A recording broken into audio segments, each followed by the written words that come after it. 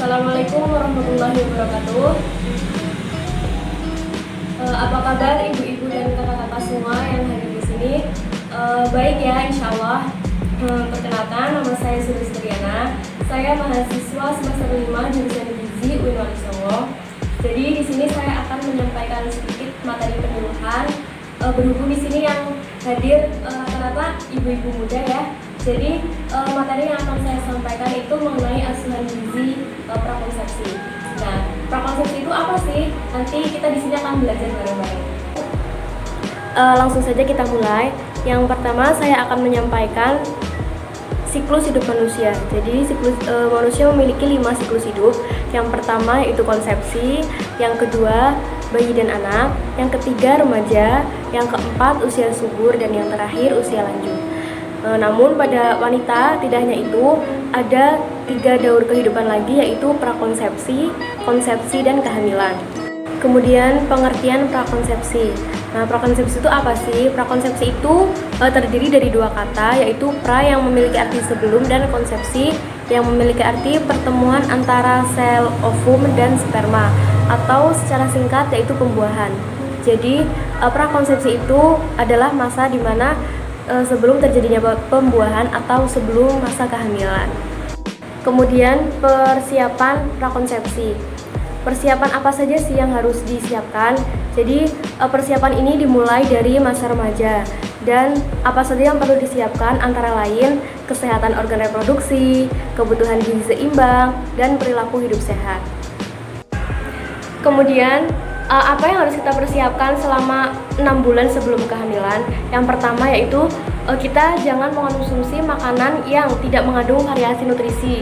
Kemudian yang kedua, kita dianjurkan memperbanyak mengonsumsi sayuran, buah-buahan, dan lauk pauk.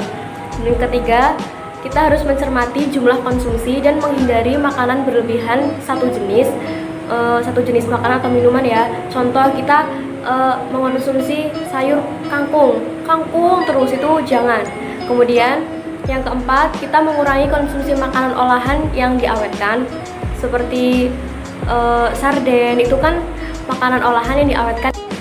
Yang kelima, mengkonsumsi makanan dan minuman yang mengandung zat antioksidan. Dan yang terakhir, minum minuman yang mengandung asam folat. Nah, poin selanjutnya yaitu ada 6 jurus merencanakan kehamilan yang sehat dan seimbang. Itu antara lain yang pertama, memperkaya pengetahuan seputar kehamilan, kelahiran, dan perawatan bayi dari berbagai sumber seperti buku, internet. Sekarang banyak ya, di internet kita bisa mencari apapun. Nah, kita bisa memperkaya pengetahuan tentang kehamilan dan lain-lain melalui internet.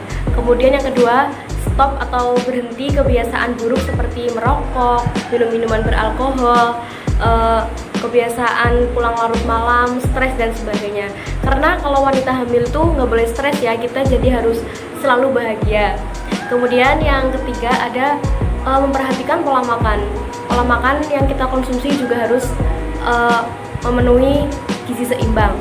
Kemudian yang keempat, kita harus rutin cek kesehatan. Kemudian yang kelima, keseimbangan lahir dan batin. Jadi keseimbangan antara lahir dan batin, kita juga harus rajin beribadah dan sebagainya. Dan yang terakhir, menyiapkan diri menghadapi perubahan. Jadi keadaan gizi pada ibu yang hendak hamil itu sangat penting ya, dan harus diperhatikan karena akan menjadi sumber energi bagi ibu itu sendiri dan bagi calon bayi. Nah, kemudian ibu yang sedang hamil atau hendak hamil itu sebaiknya berada pada posisi berat badan yang ideal, yaitu tidak kurang dan tidak lebih. Karena jika berat badan lebih itu akan menyebabkan penyulit atau penyakit seperti hipertensi, diabetes dalam kehamilan, dan lain-lain.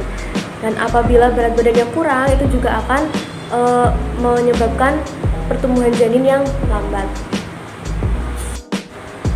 Nah, ibu yang sedang hamil ini perlu memasukkan unsur asupan gizi seimbang, yaitu berupa karbohidrat, protein, dan mineral.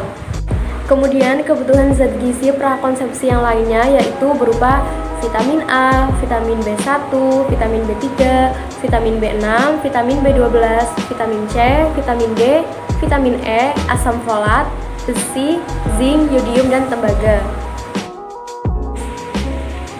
Cukup sekian yang dapat saya sampaikan.